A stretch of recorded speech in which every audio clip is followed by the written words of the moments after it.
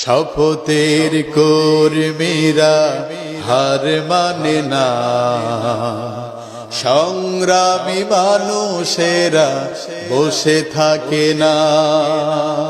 যারা আল্লাহর পথে জিহাদের মাঠে লড়ে, তারা কভু পরাজয় হয় না। যারা আল্লাহর পথে জিহাদের মাঠে লড়ে, তারা কভু পরাজয় হয় না।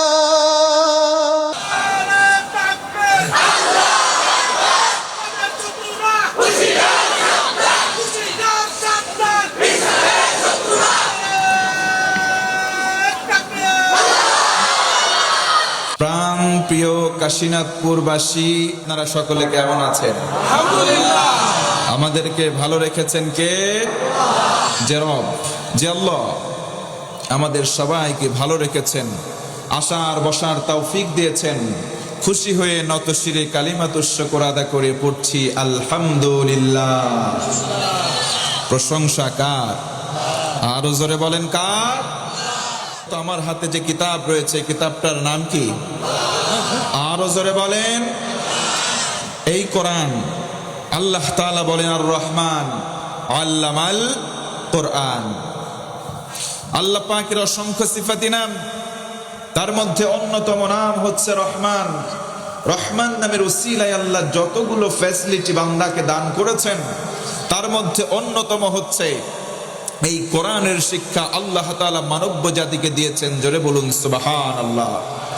যালিকাল কিতাব লা রাইবা ফীহি হুদাল লিল মুত্তাকিন। This is the book, there is no doubt in it. It's a divine book from Almighty Allah to His Messenger Muhammad sallallahu, for the every single mankind of the world. হাযা বায়ানুল লিন্নাস। আল্লাহ বলেন বান্দারে, কে হিন্দু, কে খ্রিস্টান, কে ইহুদি, কে মুসলিম, it doesn't matter to Almighty Allah. আল্লাহর কাছে মুখ্য কোনো বিষয় নয়। তুমি মানুষ যদি হও, কোরআন থেকে হেদায়েতের রাস্তা দিয়ে আল্লাহ তাআলা তোমাকে জান্নাতি বানাবেন। জোরে বলুন সুবহানাল্লাহ। আল্লাহর ওয়াদা মিথ্যা হবে?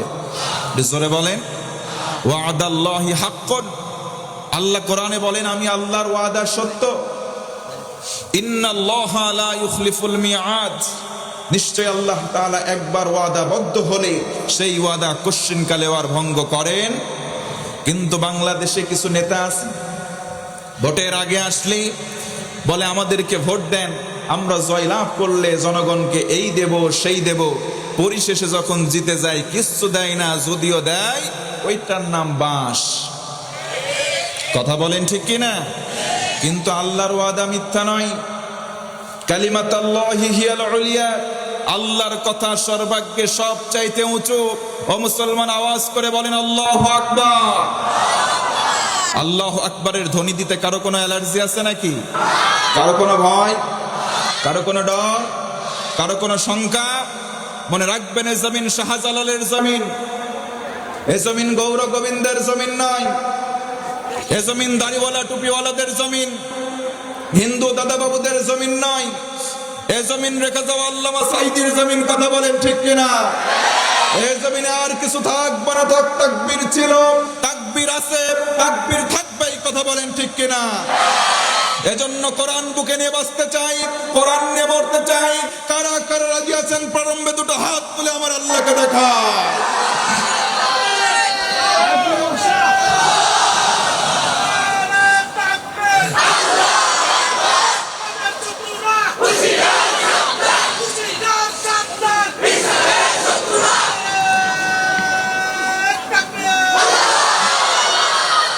আল্লাহ কবুল করো, পড়ে না আমি। কবরে আমরা যাব, কোনো সন্দেহ আছে ভাই? কবরে যে ব্যক্তি যাবে না তার জন্য কবর না, কবরে আমরা যাব। কবরে যদি নাও নসিব হয়, আলমে বারজাক বিশ্বাস করি। ওই জগতে যাওয়ার জন্য পূর্ব প্রস্তুতির আমলের সংখ্যা হলো 5টা। নাম্বার 1, 1 নম্বর হলো 5 ওয়াক্ত নামাজ। ও মুসলমান বলেন তো, দৈনন্দিন নামাজ আদায় করব কয় ওয়াক্ত? কিন্তু অনেকে 5 ওয়াক্ত নামাজ পড়ি না, 5 ওয়াক্ত নামাজ নাই, কিন্তু 5 শ্রেণীর মুসলমান আমাদের সমাজে খোঁজ নিয়ে দেখবেন ঘরে ঘরে আছে। 1 নম্বর হলো শুকুর আলী। শুকুর আলী মুসল্লি, প্রতি শুক্রবারে জমায় যায়, সারা বছর কোনো খোঁজ নাই, এমন মুসল্লি আছে না নাই? 2 নম্বর রমজান আলী। রমজান মাসে যাই, সারা বছর খোঁজ নাই, তাদের জ্বালাই রমজান মাসে নিয়মিত মুসল্লিরা সামনের কাতার পায় না। এই সমস্ত মুসল্লির নাম হলো রমজান আলী। ও মুসলমান, জানতে চাই রমজান আলী মুসল্লি আমাদের পাবনা জেলায় 2-1টা আছে না নাই? 3 নম্বর হলো বরাত আলী। বরাত আলী মুসল্লি, সবে বরাতে যাই, একবার এই মসজিদে গিয়ে 2 ঠোকর, আরেক মসজিদে 2 ঠোকর। এই মসজিদের জিলাপি, ওই মসজিদের খিচুড়ি, সারা রাত তোবারকের জন্য একেবারে হন্যে হয়ে করে, সারা বছর কোনো খোঁজ নাই। 4 নম্বর হলো কদর আলী মুসল্লি, সবে কদরের রাতে যাই, সারা বছর খোঁজ নাই, কথা কোন আছে না না? 5 নম্বর হলো ঈদ আলী। ঈদ আলী মুসল্লি, পরিশেষে তারা 2 ঈদের নামাজে যায়, সারা বছর তাদের কোনো খোঁজ নাই, এমন মুসল্লি বলেন তো আপনাদের এলাকায় 2-1 জন আছে না না? এই ভাই, নামাজ যদি না পড়েন, আউয়ালু মা ইউহাসাবু বিহিল আবদ ইয়াউমাল কিয়ামাতিস সালাহ, নবীজি বলেন কিয়ামতের দিন সর্বপ্রথম নামাজের হিসাব নেওয়া হবে। আমার বন্ধুগণ, মনোযোগ বাড়ায় দেন, নামাজের হিসাব আমার আল্লাহ সর্বপ্রথম বান্দার থেকে গ্রহণ করবে। এই জন্য নামাজি যে ব্যক্তি হবে সে জান্নাতে যাবে। আল্লাহ রাব্বুল আলামিন বান্দাদের জন্য জান্নাত এবং জাহান্নাম ভাগ করে দিবেন। একদল জান্নাতে চলে যাবে, আরেক দল জাহান্নামে। ও ভাইরা, বলেন তো জান্নাতি আর জাহান্নামী 2 দল কি সমান হতে পারে? আরো জোরে বলেন, পারে? আল্লাহ রাব্বুল আলামিন বলেন, লা ইয়াস্তাওয়ি আসহাবুন নারি ওয়া আসহাবুল জান্নাহ, আসহাবুল জান্নাতি হুমুল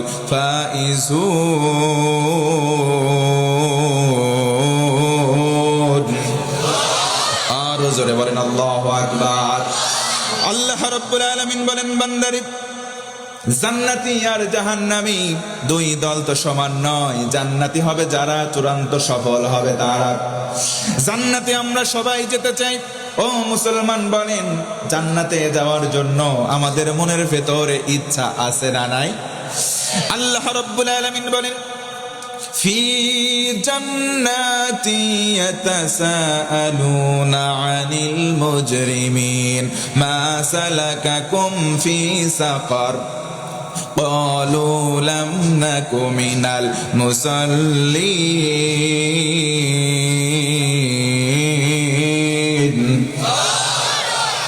আর জোরে বলেন আল্লাহু আকবার। আল্লাহ রাব্বুল আলামিন বলেন, বান্দারে, জান্নাতীরা জান্নাতে গেল, জাহান্নামীরা জাহান্নামে গেল। জান্নাতীরা জাহান্নামীদের দেখে দেখে বলবে, ভাই আজকে জাহান্নামে কেন নিক্ষেপ হয়েছে বলো? তারা বলবে, লাম নাকু মিনাল মুসাল্লি, আমরা জমিনে নামাজ আদায় করতাম না, নামাজ না পড়ার কারণে আজকে সাকর নামক জাহান্নামে আসলাম। অর্থাৎ জান্নাতি যারা হবে তারা নামাজি হবে। কথা বলেন ঠিক কিনা? মিফতাহুল জান্নাতিস সালাহ। আল্লাহর রাসূল বলেন, জান্নাতে যাওয়ার জন্য একটা তালা লটকানো আছে, তালা। ওই তালার একটা চাবি আছে, ওই চাবির নাম হলো নামাজ। মুসলমান, বলেন তো নামাজ দৈনন্দিন কয় ওয়াক্ত? কিন্তু অনেকে জানে না নামাজ কয় ওয়াক্তে, কয় রাকাত, কোন সময় পড়তে হয়। অনেক মুরব্বী আছে, গিয়ে জিজ্ঞেস করবেন, ভাই বলো তো মাগরিবের নামাজ কয় রাকাত, বলতে পারে না। আর যদি তাকে জিজ্ঞেস করেন, মুরব্বী শুনলাম তোমার বিলের মাঠে, ওই চরের মাঠে একটু জমি আছে, বলবে আছে মানে দাগ নাম্বার এত, পরসা নাম্বার এত, খতিয়ান নাম্বার এত, এসে রেকর্ড এত, আর এস রেকর্ড নাম্বার এত, সব ফুটস্থ বলে দেয়। কথা বলেন ঠিক কিনা? কিন্তু নামাজের রাকাত বলতে পারে না। আমি বলবো মুরব্বী, মুরব্বী তোমার থামার সময় হয়েছে, এই মুহূর্তে নামাজ ধরার সময় এসে গেছে। কথা বলেন ঠিক কিনা? অনেক যুবক ফরজের নামাজ পড়ে না, ফজরে রক্ত চলে যায়, নামাজ না পড়ে ঘুমায়। ও যুবক, তোমাকে বলছি তোমার ঘুম ভাঙলে হবে সকাল। আর যদি তোমার ঘুম না ভাঙে হয়ে যাবে পরকাল। এই জন্য মুসলমান ভাইরা, আমার মা বোনেরা, 5 ওয়াক্ত নামাজের বিকল্প কোন রাস্তা আমাদের সামনে খোলা?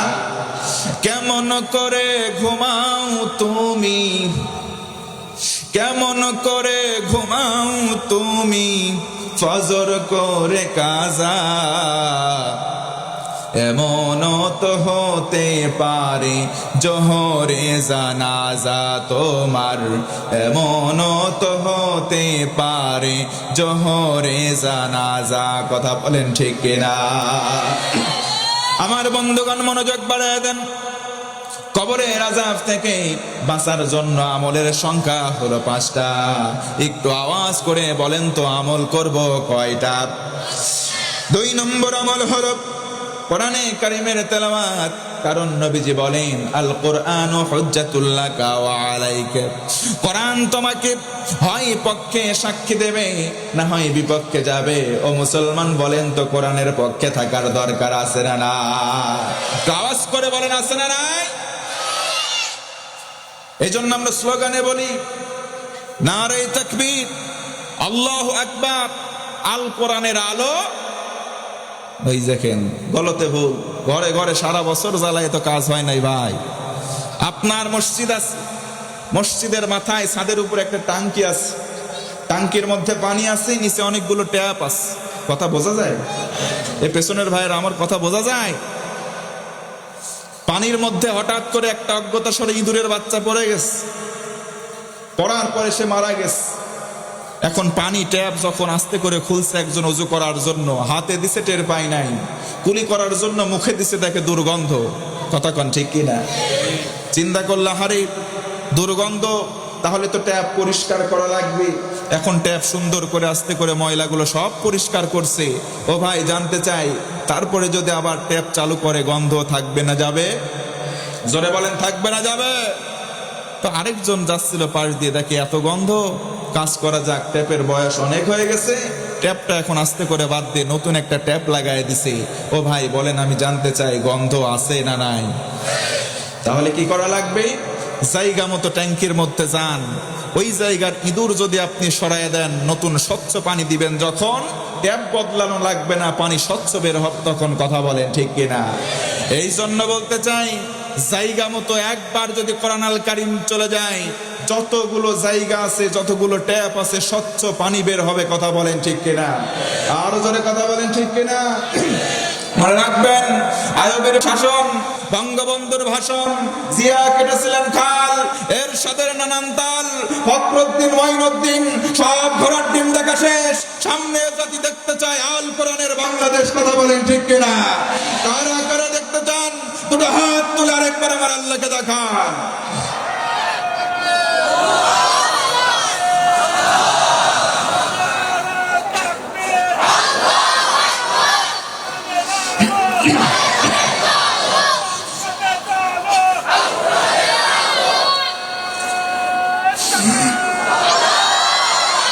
আমার বন্ধু, মনোযোগ বাড়াতে হবে।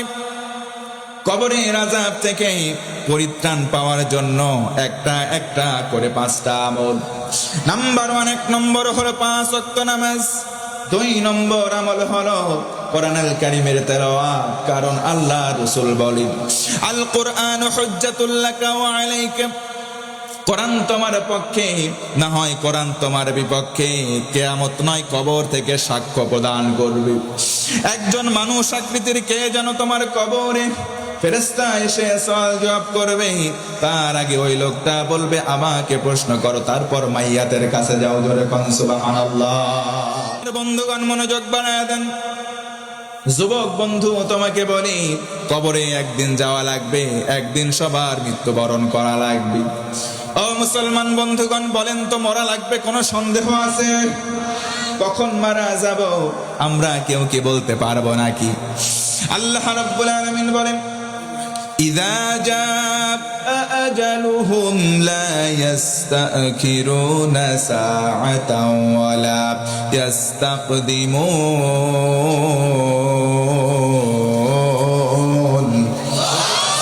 আমার আল্লাহ বলেন, ও গোলাম, নিশ্চয় মৃত্যুর সময়সীমা, ওই সীমা যখন আসবে আমি বললাম শোনো, একটা সেকেন্ড তোমাকে ছাড় দেওয়া হবে না।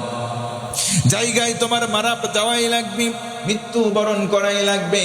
ও মুসলমান বলেন, মৃত্যুর জন্য আমাদের প্রস্তুতি নেওয়ার দরকার আছে না নাই? নবীজি আমার একদিন বসা আছেন, একজন সাহাবী পিছন দিক থেকে আসলেন, নবীজির কাছে আদবের সঙ্গে বসে জিজ্ঞেস করলেন, মাতা সাআতু ইয়া রাসূলুল্লাহ, ওগো নবী, জানতে চাই কিয়ামতটা কবে হবে? আল্লাহর নবী বললেন, কিয়ামতের জন্য তোমার প্রস্তুতি কেমন? কিয়ামতের জন্য কেমন আমল করেছো বলো? কিয়ামত কঠিন দিন, সহজ নয় ও মুসলমান। কিয়ামতের দিনটা বড্ড ভয়াল হবে, আমার আল্লাহ কোরআনের মধ্যে স্পষ্ট জানায়া দিলেন, ইয়াউমা ইয়াফিরুল মারউ মিন আখিহি ওয়া উম্মিহি ওয়া আবি ওয়া সাহিবাতিহি ওয়া বানি। কিয়ামতের দিন আপন ভাইকে দেখে তার ভাই পালাবে, আপন মা তার সন্তানকে দেখে দৌড় দেবে, বাবাকে দেখে যেমন সন্তান, সন্তানকে দেখে বাপ মা, স্বামীকে দেখে স্ত্রী তার স্ত্রীকে দেখেও সব স্বামীগুলো পালাবে। ও ভাইরা, জানতে চাই বলেন তো, ওই দিনটা কঠিন নাকি সহজ? ওই দিনের ব্যাপারে আল্লাহ বলেন শোনো, আল ইয়াউমা নাখতিমু আলা আফওয়াহিহিম ওয়া তুকাল্লিমুনা আইদিহিম ওয়া তাশহাদু আরজুলুহুম বিমা কানু ইয়াকসিবুন।